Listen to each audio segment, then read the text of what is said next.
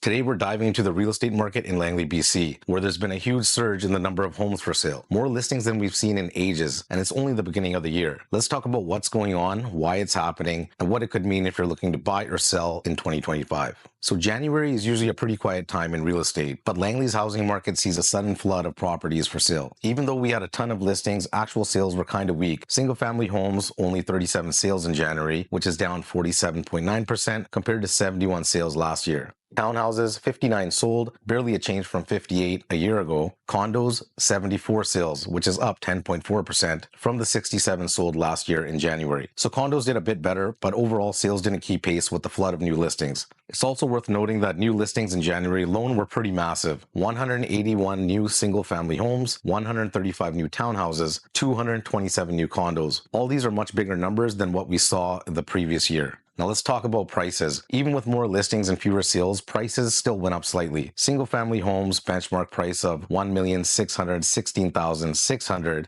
That's up 2.6% year over year. Townhouses, $864,600, which is up 0.7%, and condos, $603,900, which is up 0.2%. Nothing too dramatic, but it's still an increase despite the sluggish sales. So keep in mind, January is normally one of the slowest months for real estate. It's right after the holidays, the weather isn't great, and most people aren't exactly in the mood to move in the middle of winter. And many people have overspent during the holidays and New Year's time. So these lower sales numbers aren't totally surprising. Many realtors thought the housing market would pick up more after the Bank of Canada started cutting its key overnight lending rate down from 5% to 3% since June last year. Lower interest rates usually mean lower mortgage rates, which tends to boost buying activity. There was a small uptick in sales at the end of 2024, but it didn't carry over as much as people had hoped for. So which side has the upper hand? The Fraser Valley Real Estate Board says single-family homes are firmly in a buyer's market. Usually if sales are between 12 to 20% of all listings, it's considered balanced. Right now, we're at about 11%, meaning buyers have the advantage here. In other words, there's more supply than demand, which often gives buyers more power to negotiate. So why are there so many homes for sale? That's a great question. Sellers might be trying to cash out. Many homeowners may be listing their properties now because they expect the market to cool further, or are looking to secure a sale before more interest rate changes.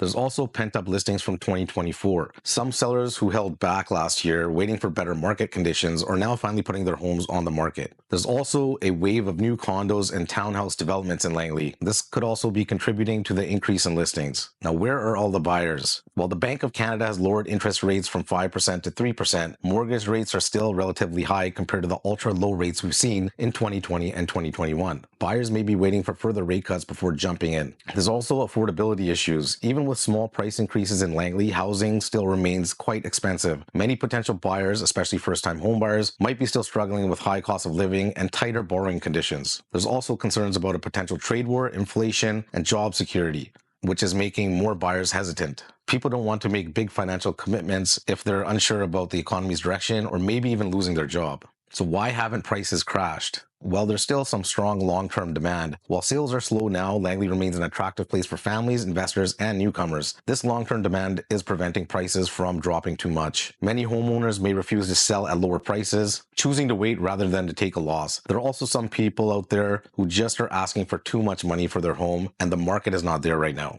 There's also a lack of urgency from buyers and sellers. Since the market is in a holding pattern, both buyers and sellers seem to be taking a wait-and-see approach rather than aggressively negotiating prices downward. Now let's compare Langley to the rest of the Fraser Valley. Langley's inventory grew by 46.8%, close to the Fraser Valley's 48.7% increase, meaning the supply spike isn't unique to Langley. Langley's benchmark price increased by 1.4%, while the Fraser Valley's overall price remained almost flat, 0.03%. This suggests that Langley may be in slightly higher demand or has more high-value properties stabilizing the market. Sales declines were nearly identical, minus 13.3% for Langley, minus 12.8% for Fraser Valley, showing that the slowdown is a region-wide trend and not just a Langley issue. So what happens next? Buyers could have more power in negotiations, especially for single-family homes, where the market is clearly in buyer's territory. If interest rates drop further, we might see sales pick up again in the springtime or summer. If demand remains slow while inventory keeps going, prices may start to soften, but likely not crash. Right now, Langley's real estate market is in a transition phase caught between high supply, cautious buyers, and economic uncertainty. If you're looking to buy, you may find good opportunities, but if you're selling, you'll need to be strategic. And if any of you are planning on making the move to Surrey, BC, or anywhere in the Fraser Valley or Metro Vancouver area, don't forget to give us a call. The number will be in the description below. We absolutely love getting reach outs from every single one of you, so please make sure to call, text, or email us if you're planning on making the move out here or around the area. You can also schedule a call or meeting using the link in the description of this video, and you can also get yourself the new JC Holmes or Ricky J the Realtor thermal travel flask mug or free t-shirt or one of our really cool desktop phone holders. All you have to do is drop a comment saying I have subscribed in the comment section of any one of our videos after subscribing to our channel, and I will send you out one of these items for absolutely free. Now back into the video. Now, could we possibly see more inventory flooding the Fraser Valley region this year? I believe so. 2025 could see a flood of inventory across the Fraser Valley if current trends continue. Several key factors suggest that more homes will keep hitting the market, potentially creating a buyer's market throughout the year. Let's break down why this could happen. Inventory is already at a 10-year high. January 2025 had 7,251 active listings in the Fraser Valley. That's 54% above the 10-year average. New listings jumped 167% from December to January, meaning sellers are eager to list. If this pace continues, we could see record-breaking supply levels by mid-year. Investors and homeowners might be trying to exit before prices drop. Some investors may be looking to sell their rental properties before further interest rate changes could impact market conditions. Homeowners who bought at peak prices may now be looking to offload if they can no longer afford high mortgage payments. Pre-sale condos from the past year are now completing as well, adding even more supply. Sales across the Fraser Valley are down 12.8% year over year, meaning inventory is growing faster than buyers can absorb it. If buyers continue to wait for more interest rate cuts, homes could sit on the market longer, adding to the backlog. Many homeowners were holding off selling, hoping for a price rebound, but prices are mostly stagnant. Langley is up 1.4%, Fraser Valley is down 0.03%. If prices don't increase significantly by spring or summertime, more sellers might rush to list before values potentially decline. 5-year fixed mortgage rates from 2020 and 2021 are coming up for renewal soon, and homeowners may face higher payments due to the past interest rate hikes. If people can't afford new mortgage rates, they may have no choice but to sell, adding more inventory. There's also economic uncertainty, like a possible trade war, which could make buyers even more cautious, slowing demand further, which would lead to buyers gaining more power. With more choices, buyers can negotiate lower prices and better deals. But that also means sellers may have to lower prices. If homes sit too long on the market, price reductions could become more common. The average time to sell a detached home in January was already 52 days on market, and it could take even longer in coming months.